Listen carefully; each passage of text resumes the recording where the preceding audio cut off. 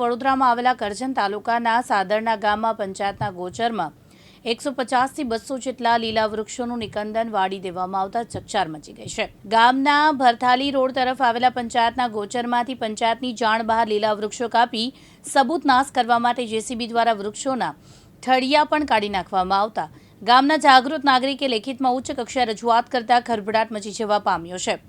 એક તરફ લોકો પર્યાવરણની જાળવણીને લઈને વૃક્ષારોપણ કરી રહ્યા છે, બીજી તરફ પોતાના સ્વાસ્થ્યને લઈને વૃક્ષો નિકંદન કરી રહ્યા છે।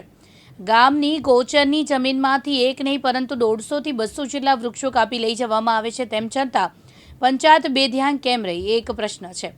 બીજી તરફ અરજદાર અધિકારીઓની મિલીભગતથી આ કામ થતું હોય તેવા આક્ષેપ કરી રહ્યા છે। સાથે ગોચરમાંથી મોટી સંખ્યામાં વૃક્ષો કપાય છે અને સગે વગે થઈ જાય છે, તો આના જવાબદાર કોણ, જેને લઈને જાગૃત નાગરિકે લેખિતમાં ફરિયાદ કરી તપાસની માંગ કરી છે। અત્યારે ગામની અંદર ગોચરની અંદર જાળવાનું જે પ્રકરણ છે શું કહેશો એ બાબતે? એ બાબતે તો જો મને કોઈ જાણ છે નહીં। હા, 1.5 વર્ષ પહેલાં એ લોકોએ પરમિશન માંગી હતી, પણ પંચાયતમાંથી પરમિશન આપી નથી ઝાડ કાપવાની, અને એના એક પણ પૈસા અમારી પંચાયતમાં અમે જમા દીધા નથી।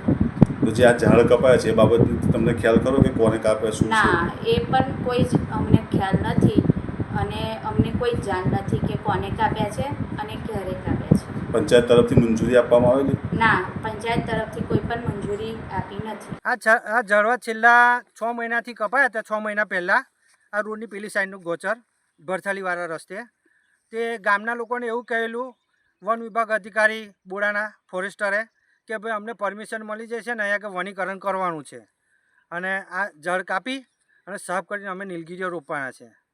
પછી ત્યાર પછી ચોમાસા પછી પાછું આ સાઈડનું રોડની આ સાઈડનું ગોચર ચાલુ કર્યું કાપવાનું।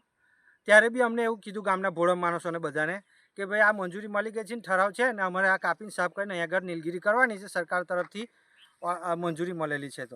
તો અમે તપાસ કરવાથી અમને જાણવા મળ્યું કે કોઈ જાતનો ઠરાવ થયો નથી અને કોઈ જાતની સરકારશ્રી તરફથી મંજૂરી મળી નથી।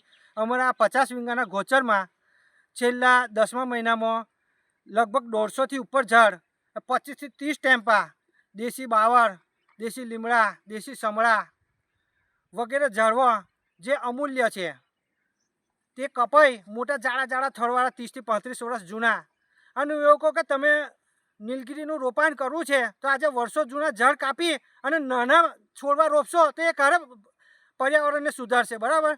જે પર્યાવરણને સુધારી રહ્યા હતા તેને કાપવાનો કોઈ મહત્ત્વ નથી, અને તમારે નીલગીરીનું રોપાણ જ કરવું હતું તો ગોના બાવળ છે, ઇંગોરા છે, એવી ઝાડી કાઢી અને બીજી જમીનમાં તમારે નીલગીરીનું રોપાણ કરવું હતું, પણ આજે વર્ષો જૂના ઝાડ કાપી અને અમારા ગામનું પર્યાવરણ બગાડેલું છે। આ બાબતે તમે રજૂઆત કરી કોઈ જગ્યાએ? આ બાબતની રજૂઆત જ્યારે મેં 27/10/2024ના દિવસે ટેમ્પો પકડ્યો હતો, ટેમ્પાને રોક્યો હતો અહીંયા આગળ કટિંગ કરીને ભરાયા પછી, તે મેં 100 નંબર પર ફોન કર્યો તો 100 નંબરે અમને જણાવ્યું વડોદરા પોલીસ કંટ્રોલ રૂમમાં, તો કહ્યું કે પ્રવીણસિંહ રાઠવાનો કોન્ટેક્ટ કરો। તો પ્રવીણસિંહ રાઠવાને કોન્ટેક્ટ કર્યો તો પ્રવીણસિંહ રાઠવાએ એવું કીધું કે હું આવું છું, તું ટેમ્પો જવા ના દેતો ડ્રાઈવરને અને લાકડાના વેપારીને। તો એ ટેમ્પો રોકાઈ દીધો, ટેમ્પાને લોક કરીને વેપારીને ડ્રાઈવર જતા રહ્યા। ત્યાર પછી હું ઘરે ગયા પછી ટેમ્પો લઈને એ લોકો ભાગી ગયા, 7:30 વાગે સાંજે। તો મેં પ્રવીણસિંહ રાઠવાને ફોન કર્યો કે ભાઈ તમે ના કીધું તો બી આ લોકો ટેમ્પો લઈને ભાગી ગયા છે ભરથાલીવાળા રસ્તે, તમે એની અટકાયત કરો। તો પ્રવીણસિંહ રાઠવાએ અમને ઉદ્ધતભર્યો જવાબ આપ્યો ગુસ્સે થઈને કે ભાઈ એ બધી જવાબદારી મારી મેં નહીં હતી, તમે મામલતદારને જાણ કરો। તો મામલતદારને અમે એટલા માટે જાણ નથી કરી શક્યા કે તે દિવસે હતો રવિવાર અને મામલતદાર સાહેબ હતા નહીં, મોદી સાહેબ આવવાના હતા એટલે બધા ત્યાં હતા। આ બાબતે લેખિતમાં કોઈ રજૂઆત કરી? આ બાબતે લેખિતમાં અમે બધી જ કચેરીમાં રજૂઆત કરી છે।